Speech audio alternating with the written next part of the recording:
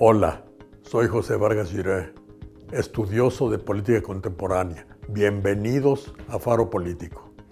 Es un faro para visualizar la perspectiva histórica de los asuntos sociopolíticos más importantes de la actualidad. Esperamos sus comentarios. Siguiendo con el tema de los antecedentes históricos de la democracia, hoy veremos la legalización y luego la oficialización del cristianismo en todo el Imperio Romano, y su fortalecimiento, y luego su crecimiento en la parte occidental, la cual pronto fue invadida por bárbaros, y su evangelización y luego el acuerdo de administración con los francos. De los personajes que trataron de suceder a Diocleciano, el año 311 prevaleció sobre sus rivales Constantino, quien en cuestión de ideología tomó la posición inversa de favorecer y organizar al cristianismo, pues creía que incluía a la mejor parte de la población. Primero lo legalizó en 313 con el Edicto de Milán y luego ordenó que el año 325 se celebrara en Nicea el primer concilio ecuménico, cuya acta final fue el credo. Estas acciones por primera vez sacaron al cristianismo de la ilegalidad y la autoorganización y lo lanzaron al mundo de la política. ¿Cómo le fue con este cambio radical? Dando una contestación muy general, diremos que el cristianismo oriental va a quedar aplastado por la burocracia estatal, como también luego lo será en el Imperio Bizantino y en Rusia. Mientras que el cristianismo occidental, aunque va a entrar en un mundo barbarizado, va a adquirir más autoridad y fuerza misionera. La parte occidental del Bajo Imperio Romano tenía en la segunda mitad del siglo IV una menor proporción de cristianos, quizás un 10% en Italia y Noráfrica y un 5% en las Galias, Britania e Hispania. Como también estaba menos urbanizado, era más pobre, por lo que sentía más la presión y las incursiones de los pueblos germánicos que se amontonaban en las fronteras del Rin y del Danubio, por lo que cambió su capital a Milán para manejar mejor las legiones que lo defendían. Su arzobispo, a partir del año 378, San Ambrosio, prácticamente ejerció las funciones de papa, pues fue el líder que combatió la herejía arriana y preparó a otros dos líderes que, junto con él, van a ser los tres padres de la Iglesia Occidental. En 380 convenció al sabio dálmata San Jerónimo que los pocos sacerdotes que tenían no sabían el hebreo, ni el arameo, ni el griego, por lo que urgía una traducción completa de la Biblia al latín, para lo cual organizó una colecta de damas para enviarlo primero a Roma con el Papa Dámaso para que le proporcionara los trabajos que ya se habían hecho, y luego para irse a trabajar a Tierra Santa, donde el año 405 completó su gran traducción latina llamada la Vulgata.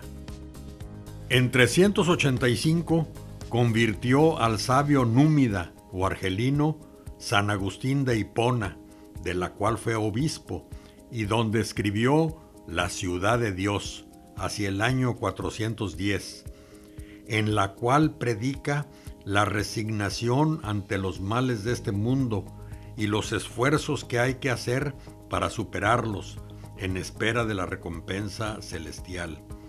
Con esto estructuró en definitiva la mentalidad cristiana, la cual permitió resistir y superar los siglos oscuros y violentos que seguirían en Occidente.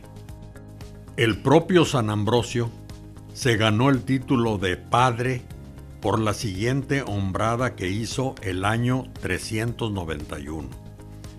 Desde hacía poco reinaba en ambas partes del imperio el último hombre que lo haría, el emperador Teodosio, quien en su marcha para ir a Milán a tomar posesión de la parte occidental, aprovechó al ejército que lo acompañaba para tomar y saquear violentamente a la ciudad cristiana de Tesalónica, la cual había apoyado a otro candidato contra él. La noticia llegó a oídos de San Ambrosio, quien, cuando Teodosio llegó a la plaza de Milán con su ejército y trató de entrar a la catedral, se le plantó enfrente y le prohibió la entrada, diciéndole en su cara que era un criminal, por lo que estaba en pecado mortal y no podía entrar a ninguna iglesia mientras no hiciera penitencia pública para que pudiera ser perdonado. Fue un momento crítico que recordaba el caso de el rey David y el profeta Natán sobre la mujer de Urías. De igual forma dramática, Teodosio cedió y reconoció su culpa.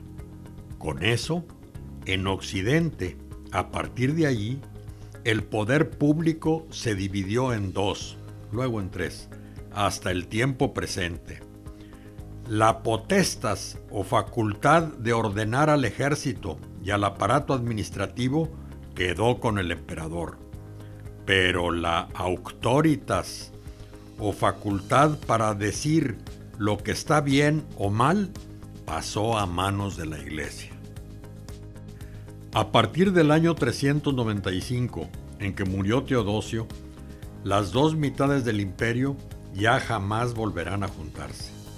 El año 407 empezaron las invasiones de bárbaros germánicos y otros, ya en forma irreversible, y para el año 486 ya había desaparecido toda administración romana en Occidente, sustituida por reinecillos, cuya población estaba a medio cristianizar y a cuyas aristocracias guerreras fueron cristianizadas en Italia, las Galias e Hispania.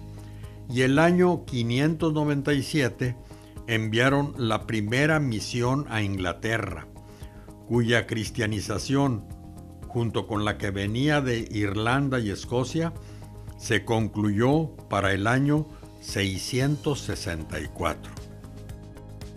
Para entonces, el reino de los francos ya abarcaba todas las Galias, pero su aristocracia merovingia solo se dedicaba a pleitos y parrandas, por lo que la poca administración que había se la habían encomendado a dos mayordomos de palacio, uno en Neustria, la parte que daba al Atlántico, y el otro llamado Pipino de Eristal para Austrasia, la parte del este que llegaba hasta el Rin y querían sobrepasarlo.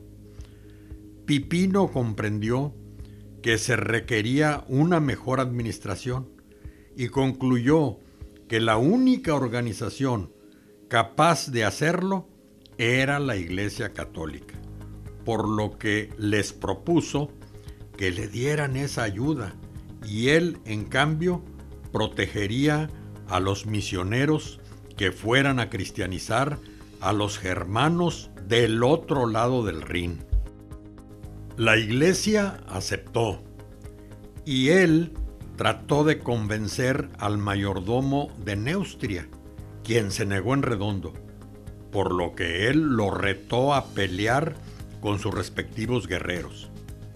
La batalla se dio en el bosque de Tertrí, unos 100 kilómetros al norte de París, el año 687, matando Pipino a su rival, por lo que se convirtió en el mayordomo de todo el reino franco y protector de las misiones en Germania.